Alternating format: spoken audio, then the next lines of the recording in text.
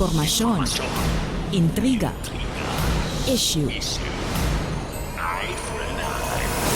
Eye for an eye. Nakatutok pa rin po kayo sa number 1 Music and News FM sa lalawigan po ng Pangasinan.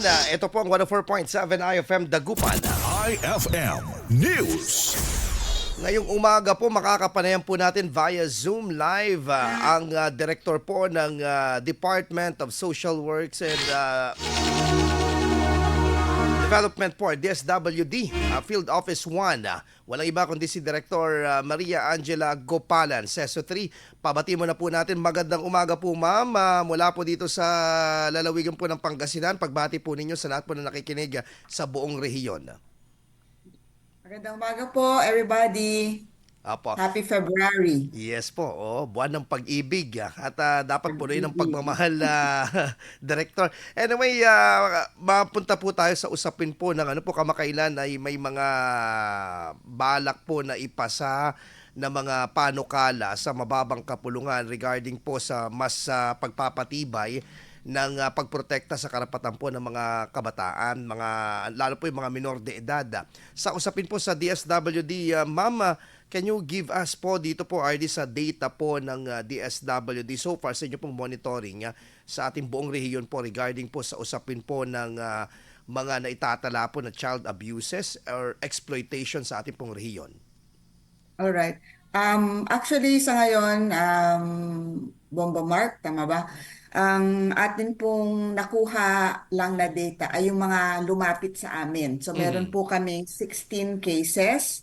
Although, I know that there is a mas malaki pong bilang ang naitatala po natin with the PNP at saka po mga iba pang ahensya. So, sa aming natanggap na 16 walk-in and referred cases, meron po tayong 6 na child custody at saka meron po tayong 5 cases ng pang-aabuso sa mga bata. Opo. So, yun po yung top 2. Yan po yung top 2 po, no, ma'am.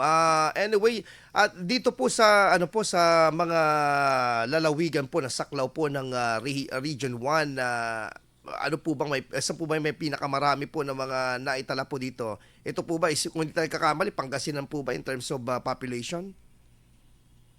Yes, I think in our last meeting, okay, I will agree na malaki po sa Pangasinan dahil nga ang Pangasinan po ay katumbas halos ng 3 pang probinsya na naiiwan sa Region 1, Ilocos Norte, Ilocos Sur, saka La Union. Opo. Kaya it is logical to expect na mas malaki po yung cases ng reports tungkol dyan. Opo. Ma'am, I'm sure that talagang ito pong sa DSWD napaka-busy kayo, napakalawak ng inyong mandato kasi hindi lang kayo sa pagbibigay ng relief goods o pag-ayuda, kundi pati na rin po yung mga ibang karapatang pangtao, lalong-lalo na sa mga pagpoprotekta sa mga minor de edad. Dito po sa isang panukala po, actually, meron pong dito, isinusulong sila na bigyan po ng karampatang parusa etong mga magulang o kaya naman po yung mga tatay na hindi po magsusustento. Sa usapin pong sustento, mama, kailan po at anong paraan po pwede pong manghimasok po ang DSWD o intervention po ng pamahalaan po para siguraduhin po na mabibigay yung pong tamang benepisyo para po sa isang anak? Unang-una po, ipaliwanag ko lang na opo, malaki po ang partisipasyon ng DSWD sa pagpapalaganap at pagprotekta ng karapatang pantao from womb to tomb. Opo. Pero gusto ko rin pong i-highlight na hindi lang po kasi DSWD ang ahensya na tumutulong at nagpapaangat or nagpoproteksyon sa mga karapatan ng mga sektor na vulnerable katulad po ng mga bata, babae, nakatatanda, PWDs, IPs. Kasi po meron po tayong mga batas katulad niyan at madalas ang mga ito ay interagency. So I think maybe I should explain na the DSWD po ay chairperson ng tatlong mahalagang committee para po maisulong ang karapatan ng mga bata at kababaihan. Isa dito ang Regional Council for the Welfare of Children, Mhm. yung Regional Juvenile Justice Welfare Council, Mhm. which handles yung implementation ng JJ Juvenile Justice Welfare Act para po sa ating mga children in conflict with the law. At isa po na I guess one of their areas of interest now is yung pong RIACAT CPVAUC, yung Regional Interagency Committee Against Trafficking Mhm. of Children and Women. So Opo. yun po. Okay. Tapos pagpunta doon naman sa tanong mo na yung ano ba ang nagiging papel or kontribusyon ng DSWD doon sa mga tawag dito, mga pamilya o Opo. mga asawa na hindi nagbibigay ng sustento, ito po ay nakapaloob na kasi sa isang batas ng Family Code. So, ang nagagawa po ng DSWG dyan, kasi it is really between the families, di ba? Social Mhm. services covers assistance and education. So we are helping in educating families about rights of um, families. So isa po yun. Pero Mhm. kung kami po yung mag-a-action, most of the things that we do is referral. So kanina dun sa Mm. walk-in na Mhm. natanggap namin na 16, we actually have referrals for court-related cases and child custody. Mhm. So normally, ang ginagawa po namin dyan, psychosocial processing at saka assessment. Pero dun sa pag-compel ng pagbibigay ng sustento ay ito po ay nagiging parang purview ng Mhm. sa DOJ, sa mga korte po. Opo, nagiging basehan po. Kadalasan po nakikita po namin, kunya for example, sa mga operations po, they were going to serve, for example, yung pong implementasyon po ng isang ruling po ng korte. Palagi may kasama na MSW, DSWD. For example, kailan po ba pwede pong manghimasok po ang DSWD when it comes sa usapin naman po ng mga kustodiya, usapin na kustodiya po ng bata? Opo. So yun, ipaliwanag ko din, maganda na nabanggit mo yun, ano? Opo. So yung mga municipal, city, provincial social welfare officers ay hindi po empleyado ng Department of Social Welfare and Development. Mm, mm, mm. Sila po ay empleyado ng lokal na pamahalaan. Para lang po maliwanag, Opo. ang Department of Social Welfare ay national kasi marami pong nalilito. Kaya hinahanap nila yung DSWD. Pero Oo. actually, Social Welfare Office po yon ng lokal na pamahalaan. So sa usapin naman ng ano ang ginagawa ng social worker pagkasama sa custody case. Kasi po, ang tutok ng social worker ay yung psychosocial aspect ng mga involved. Ang Mhm. bata, lalong-lalo na kasi kung siya yung parang kanino siya mapupunta, Mm. then it is the social worker who has the expertise to assess Hmm. sino ba or ano ba ang kalagayan ng pamilyang ito. Mhm. Hindi siya yung nagko-compel na magbigay ng sustento. Kasi 'di Mhm. ba usaping pera 'yon at Opo. ito ay meron naman po mga batas. So, yan, ganun po. Kaya po parating kasama yung social worker sa mga court cases, especially involving vulnerable Mhm. individuals like children. Opo, you have also, katulad ng sinabi niyo po kanina, Director, ito po yung interagency po itong mga implementasyon po ng pangangalaga po ng mga karapatan ng bata. For example, isa po dito sa pinaka-highlight po dito, for example, yung pong partnership with the DOLE at saka ng DSWD. Pagdating naman po doon po sa mga child labor, ano po natin, cases po natin, Director, tama po ba? Yes po. So dun sa aming committee sa Regional Council for the Welfare of Children, dun po kami nakakakuha ng idea kung ano na po ang lagay ng ating sektor na yan. So meron Mhm. po tayong mga reports dyan at isang minomonitor po natin ay number ng um, children na parang working as child laborers. Mhm. Kasi yun. Ah, So, dun po. So, ang nangyayari dyan is if we are able to identify legitimately children who are mhm. working as child laborers, then we try and provide interventions to the family so that hindi na mapuwersa yung bata na Mhm. tawag din magtrabaho. Magtrabaho, correct. Isa po sa programa po natin na very visible ay ang Pantawid. So the Mhm. Pantawid Pamilya Pilipinong Program is actually a program for children. Mhm. And then sa DOLE naman, so they also monitor and establish so that, yun nga, pag meron silang mahanap, then we find ways, different means, different agencies that can provide interventions to the family para Mhm. hindi masyadong hirap sila at merong additional source of income. Mhm. Before tayo mapunta kasi nabanggit niyo na rin po itong ayuda rin no Director, doon po sa usapin po na ito, can I ask po kung ano po ba yung mga existing programs po ngayon ng DSWD so far when it comes doon po sa usapin po ng ano po, aside po nabanggit po niyo kanina ng mga interagency po na pagkikipagtulungan pagdating po sa karapatan po ng isang bata. Opo. So, yung iba-ibang, paano ba to? Yung kung direct na binibigay sa bata, wala po kaming direct na assistance na ganon. Mhm. Meron po tayong, yun nga, sabi ko parang pantawid. Normally, advocacy po yung ating binibigay ngayon at Mhm. saka po yung cash grants because they are supposed to be in school. Mhm. Meron din po tayong Sustainable Livelihood Program. Hindi rin sila directly binibigay sa bata pero maaring maging eligible po yung isang family according to a set criteria.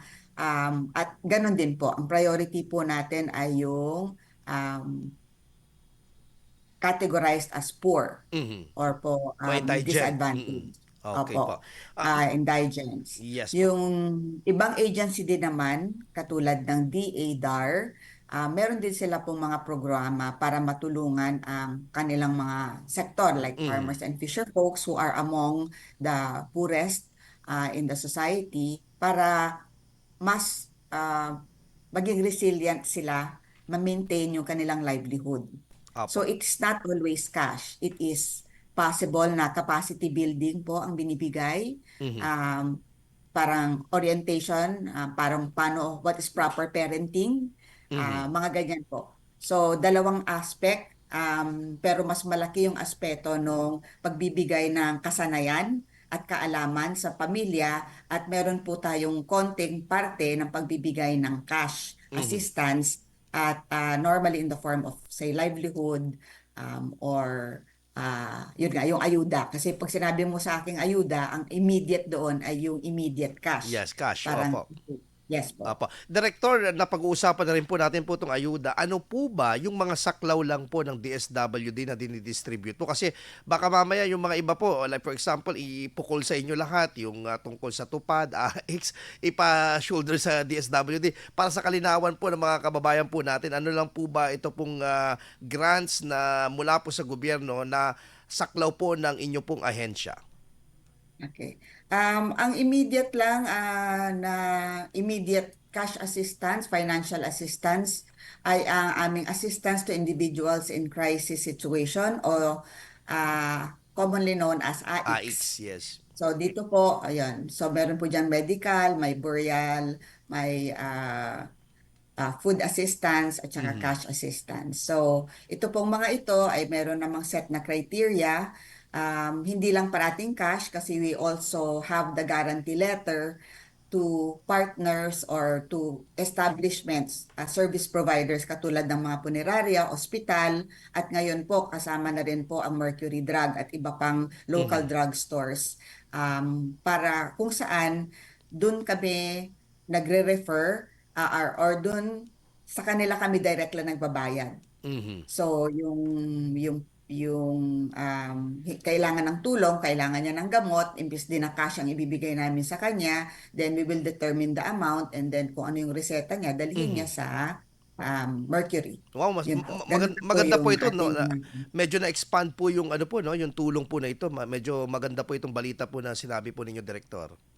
Yes po. Mhm. Opo, regarding po sa mga binibigay po natin na mga ano po 'no, mga ayuda po, kamakailan po is, naglabas po ng, guideline po ang COMELEC ng exemption ng, pagpapatupad po ng mga proyekto at programa po ng ating gobyerno. So far po ba, ano po ang, direktiba na na-receive niyo na po mismo sa inyo pong, sa mismong, secretary po ng DSWD sa pakikipag-ugnayan po sa COMELEC, yung klaro po na policy po ngayon, regarding po sa mga ayudang saklaw po ng ban exemption po? Opo. Kami po ay natutuwa dahil supportive naman po ang COMELEC at dun sa ihinatag namin ng request for exemption. Lahat po ng programa ng DSWD, 28 po lahat, ay na-exempt po from the ban. So tuloy-tuloy po ang aming pagbibigay ng serbisyo. So doon po sa maliwanag na directive ng aming secretary at siya rin naman doon sa sinasabi ng COMELEC is to ensure that we are compliant with the COMELEC guidelines and to also advocate and ensure that our partners sa ating mga local governments are reminded to comply. So, yun din naman po ang parati naming ginagawa sa katunayan pag sumusulat po kami kasi nga po sa LGUs, 'di ba? Sa mga komunidad namin Mhm. ginagawa ang aming programs and services, natural lamang po na nakikipag-partner tayo sa mga LGU. So, syempre kung makikipag-partner tayo sa LGU, we seek the permission and then the cooperation of the local chief executive at Mhm. saka ang kanyang mga kasamahan doon. So I guess doon po nagkakaroon ng confusion sometimes or nagkakaroon ng tension dahil nga lalo na pag election, Mhm. nabibigyan yun ng kulay. Mhm. So para po hindi ho tayo parang dito ma-perceive or makakitaan na nagkakampi kahit naman na ito ay dati na talagang Proseso, part ng ginagawa, process. Mhm. proseso, opo.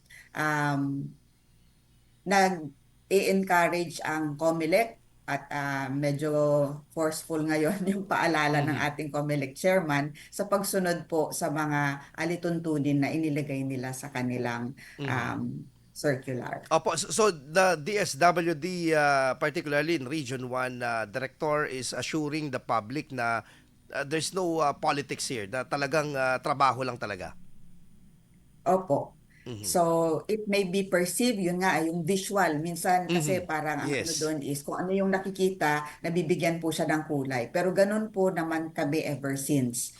So, anyone can refer, di ba po? Tapos ngayon, dahil nga election season, malapit na pong election, Mhm. tinatanggap naman natin yan. So, nagiging mas active po ang mga hindi masyadong active dati na nagiging visible po sa public. So nagkakataon minsan na meron ho kaming activity, meron din silang activity. Mhm. So minsan, Sumasabay. kasabay. Mhm. Pero po maliwanag naman po ang panukala ng COMELEC at siya rin po namang hinihingi namin sa aming mga partners na hindi po kami yung gumawa ng rules. Mhm. So we request that everybody complies so that hindi nga po Mhm. tayo nalalagay po sa Oo. Me- 888. medyo medyo medyo Ay, minsan 888 po kami. Tapos, ano, di ba? Wala naman po din kaming, meron po kami karapatan na Mhm. magpaalala. Correct. Pero, I think we cannot encroach on other people and saying na bawal ito, bawal yan. Kasi meron naman pong panukala na Mhm. pwede po nating sundan lahat. Pero meron kaming nasundan na noon na talagang nireprimand din ng DSWD. Like for example, calling the attention of those officials na talagang dapat wala naman doon kasi that distribution should be neutral or impartial when it comes into distributing yung ayuda mula po sa gobyerno. Sir, I think hindi po DSWD yung kinol ang attention.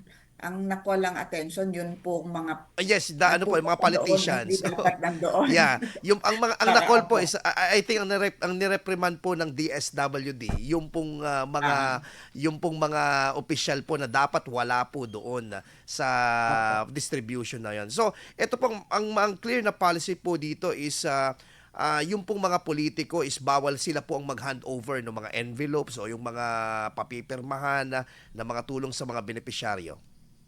Opo. Mhm. Ang payout, talagang ang staff po namin ang gumagawa. Mhm. In some cases, we do seek the help of the local social welfare office.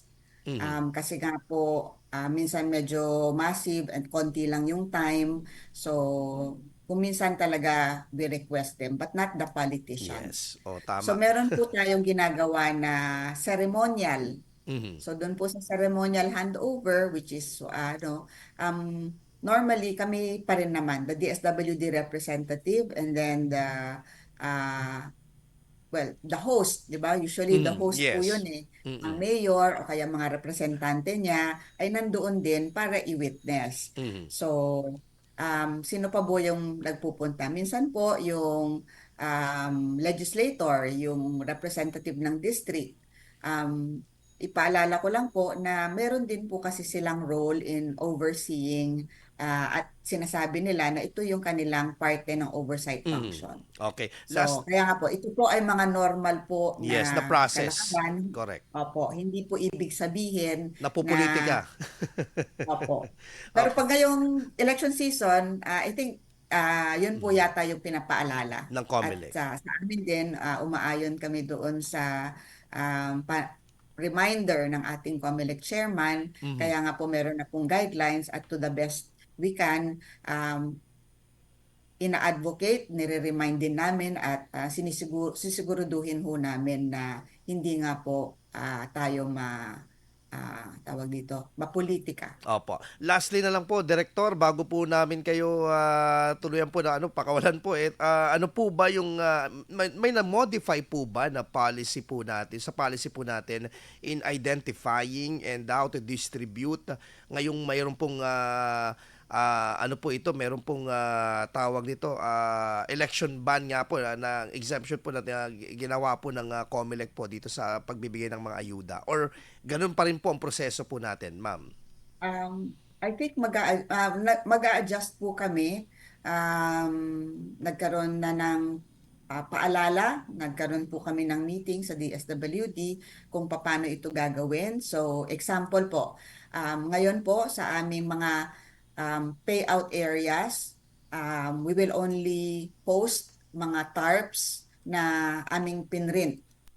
So, iklaro ko lang po, di ba, may payout area po kung sakali sa public. Mhm. Anything outside the payout area is no longer our area of control. Mhm. So, kaya basta, pero po dun sa loob, dun sa four corners ng kung ano man payout area na yon, ito po yung, ang makikita lang po dun na tarp ay yun pong duly approved ng DSWD. Mhm. At isa-standardize po namin yan para po. Tapos, ang distribution din ay kami po yung magdi-distribute mismo. So, para po very clear. Mhm. Kung magkakaroon man po ng mga parang programa, kasi syempre minsan naghahanda din yung host, then the DSWD will only start the payout after any such programs, kung meron po, um, is over. Opo. Pag tapos na po, tsaka lang po papasok yung DSWD. So parang magkaibang, para ganun po, Mhm. magkaibang activity siya. Opo. Director, may mga announcement po ba kayo na mga activities, calendar of activities po ng DSWD Field Office 1 or any announcement po mula po sa inyo pong ahensya? Go ahead, sir. Ma'am. Mm. So, nagsisimula na po. Meron tayong mga continuous naman na activities. Hindi naman po pinagbabawal. I am also happy to announce that, kasi nabanggit mo rin kanina, yung different modes. So, we are now also working with Land Bank to help us facilitate yun pong mga payout. I think that's another new development Mhm. aside from yun pong pag-partner namin with the Mercury Drug para po sa distribution po ng mga gamot. So parang mga ganun po. So our secretary is always looking for ways and means to facilitate social services. So, yun lang po Opo. masasabi ko sa ngayon at maraming salamat sa iyong imbitasyon. Opo. Para sa- Thank you rin po, Director Maria Angela Gopalan Seso III ng DSWD Field Office 1 for taking the time, ma'am, na paunlakan po ang aming pong interview dito sa IFM Dagupan. Maraming salamat po. Mabuhay po ang DSWD. Alright. Thank you. Thank you, ma'am. Morning. Good morning po.